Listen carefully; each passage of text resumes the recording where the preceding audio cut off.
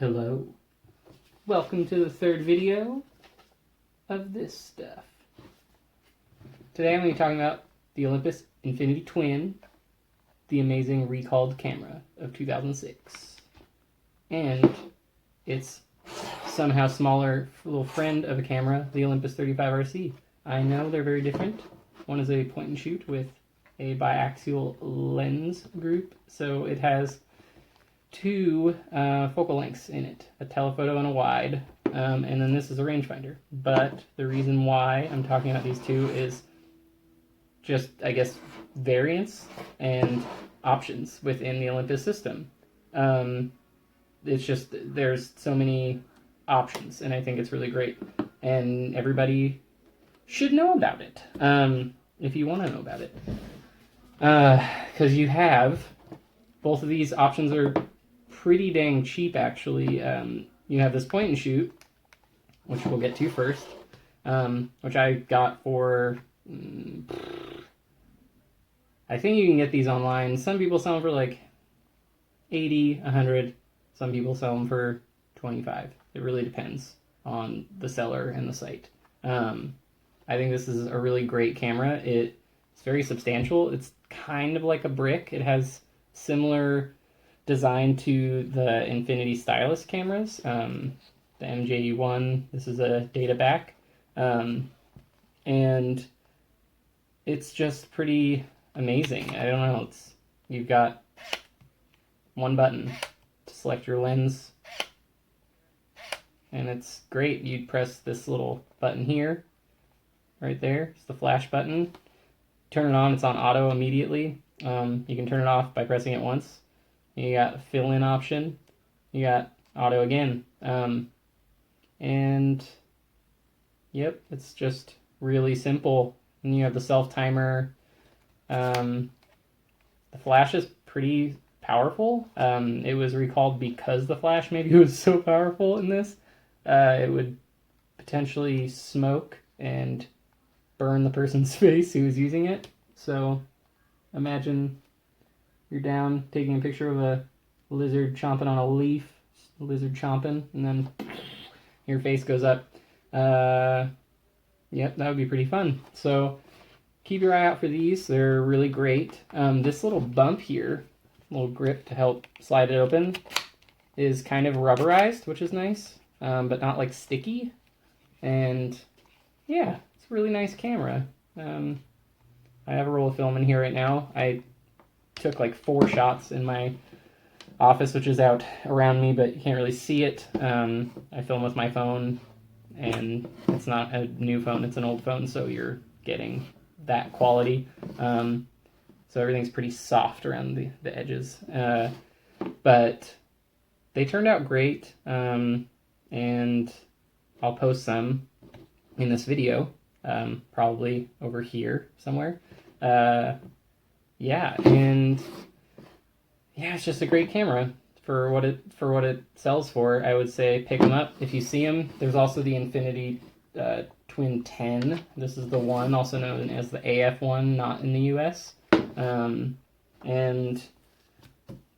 yeah, so the wide angle is a 35mm f3.5, and then the telephoto is a 70mm f6.3, and it takes 2 CR123A batteries, which are pretty expensive, but they last a while. I don't know. If you're going to use the thing, pop them in there. You're good to go for at least a couple rolls, 3, 4, maybe 5, 6 rolls, maybe even more. Give it a go. Find out. This is a weather-sealed camera. You don't want to throw it in a pool and have your dog get it, but you could be in a pool, hold it above, and if splashes get on a little bit, you're probably safe. So it has the clamshell slide design, like the XA and the MJU and whatever, the Mew.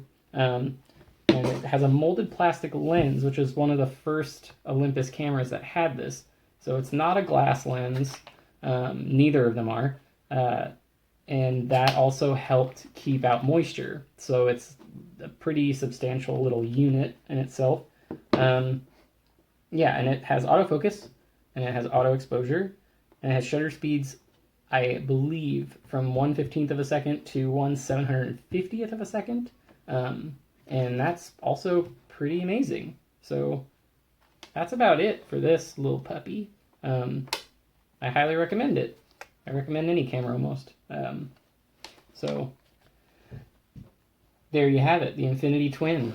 And then one of my all-time favorites, who I like to call, because it's pretty special, little camera. If you haven't ever used an Olympus 35RC or any of the 35 range of cameras for coming out of Olympus, I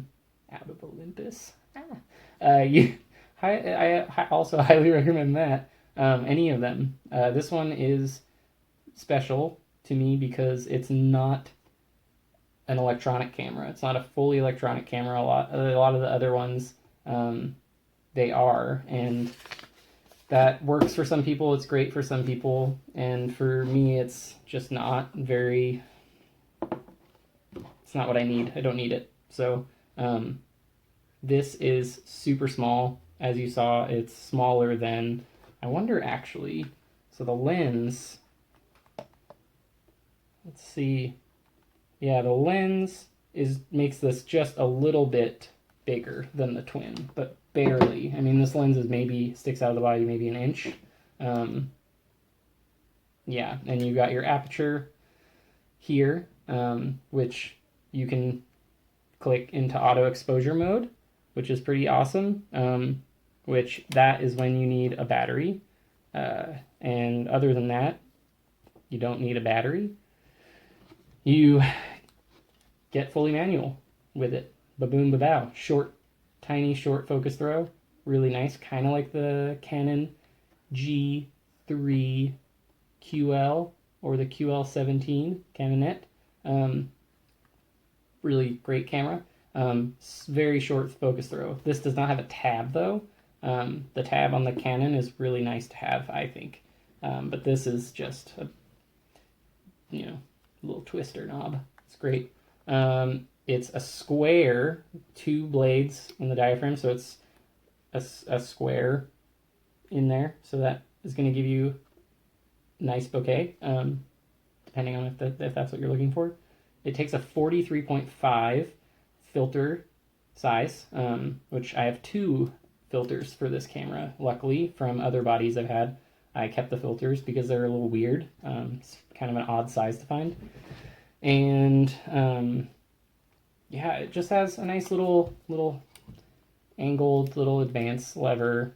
It's just boop, boop, boop. This has film in it also right now, so I'm not going to advance it or fire the shutter. The shutter's quiet. It's not like a quiet, but it's very like the softest little bing, very quiet. And the shutter speed knob goes all the way around 360. So you get to just keep going if you want. You don't have to go back all the way, cycle through. It's very easy to turn, great. You could use one finger if you want. It's your call. In the viewfinder, which is actually surprisingly bright and clear, it's a coupled rangefinder, so you see the rangefinder patch in here. I don't think with my phone that you can really see that, but yeah, it has the aperture selected and the shutter speed selected in the viewfinder, but they're not. To me, it doesn't busy it at all. It's off to the side on either side, and then the rangefinder patches. It could be a little more crisp. That's what I like about the Leica cameras. The M series is the rangefinder patch is very crisp. So you see the square, you line it up. It's very nice. This one is a little bit of like a softer, glowy kind of look, but it's really easy to line up your shot, and I've never had an image out of focus with this. And an embarrassing story, when I first got this, I think this was one of my first cameras. So 3+ years ago, I got this camera, not this exact one. I just recently picked this one up for $40, but I got a version of this, and I was going around town, riding my bike around town, and that's how I get around and take pictures most of the time. Is I'll just ride around down alleys around town and then stop real quick, see the way I see it, take it, go. And it's a very fun way to make photos for me. And I didn't know, I hadn't read about rangefinder cameras, very, very novice mistake. I did not know that the blurry spot in the center was a thing. I thought it was a smudge on the glass or something in the, because I had picked it up for cheap, I thought it was just like a defect. And so I would just look through, kind of guesstimate the distance, which I was also still not very good at. I'm much better at that now. And fire the shutter right away. And this was the only roll I've ever taken with this camera where barely anything came out in focus. And then I finally decided I'm going to look up the camera, figure out if there's anything I'm missing.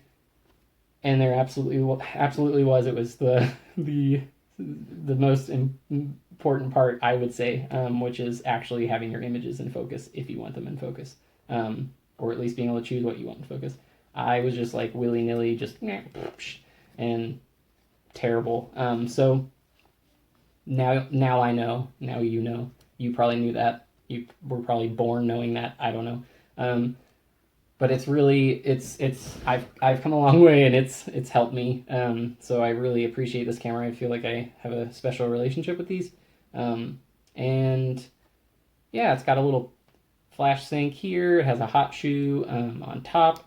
You can sync your flash at any speed. It has a copal leaf shutter. So, or it's just a leaf shutter, not copal. Your flash can fire at any speed with this. They're not set like a Leica camera at 1/50th of a second or 1/60th of a second like other cameras. You just have any option in your shutter range that you can fire, and your flash will work with you, which is really awesome also. Yeah, and you've got bulb to 1/500th of a second, and your slow speeds are 15, 30, 60, and you don't have 1, 2, 8, whatever. It's Ken Rockwell has a cool article about this camera, and shout out to Ken. And I agree with him. I think that some people could use the slower shutter speeds. Go ahead. But if I'm going to shoot a slower shutter speed like that slow, I can just pop in the bulb and fire and throw this on a tripod or on a rock or something, whatever.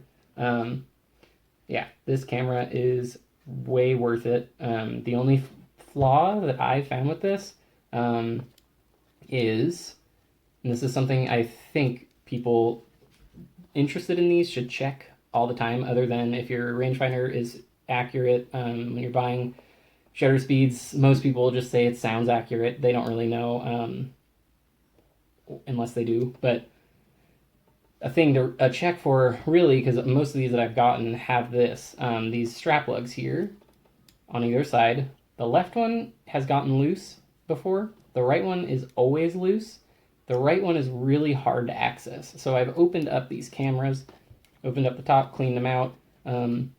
This right strap lug underneath, right over here, there's a little screw on the underside of this plate. And above it is a stack of gears. And so you can't really angle your screwdriver to get in there. And it just is hell. So you have to take out that whole thing and then tighten it and then put it all back in. And it's not like the worst thing, but it's just more effort.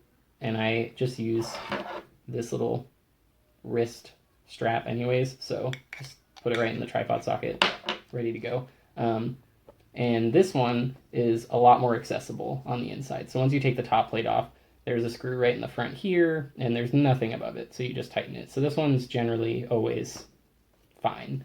And one day when I was riding my bike with this early on, this popped off, and I lost it on the first one of these I had, and my strap let it go. It went flying, and somehow, luckily, the strap wrapped around the back of my hood on my sweater, and it saved it, and I was super thankful.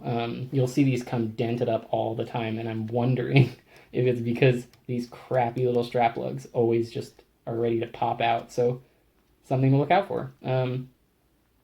Yep, it's well worth it. I would say look for these. Look for these if you're in the market for a point and shoot, because the Infinity styluses, Epics, all that stuff, getting more and more expensive, and it's truly, I don't know.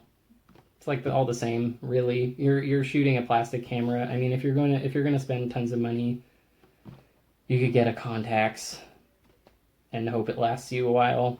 Send it to PPP Camera. I think they fix a lot of those, which is really awesome. Or Amsterdam Camera Repair.